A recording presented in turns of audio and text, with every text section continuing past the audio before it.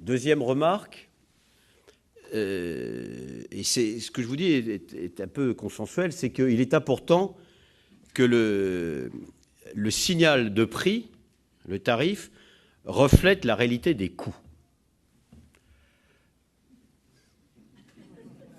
Pas facile.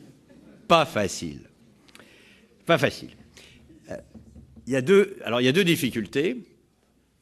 L'une objective, technique, et l'autre politique.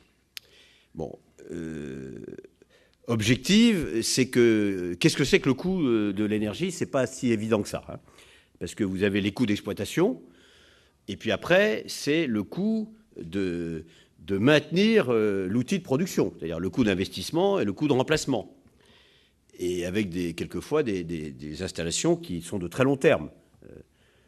Ici, au Québec, avec des barrages, quel est le coût de long terme de l'hydraulique? Ça ne doit pas être facile à calculer. Pour le nucléaire, un peu pareil. Bon, donc vous avez objectivement une difficulté technique.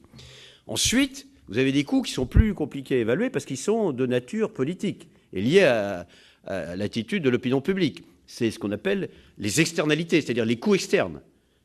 Combien vous contribuez à rendre la vie plus difficile pour les autres?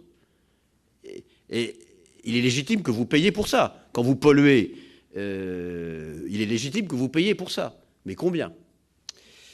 Donc tout ce point est difficile, mais néanmoins, il est important que les coûts et les prix reflètent, plutôt que les prix reflètent les coûts. Mais alors, une fois qu'on a dit ça, on bute immédiatement sur l'autre sujet, qui est les préoccupations en matière d'accès à l'énergie.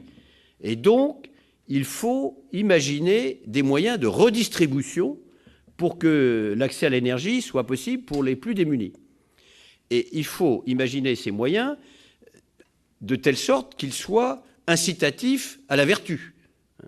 La vertu, c'est de faire en sorte que il n'y ait pas de gaspillage d'énergie, qu'il y ait une incitation à faire et à investir dans les moyens les plus économes en énergie, et de faire en sorte aussi que ces mécanismes soient évolutifs pour être transitoires.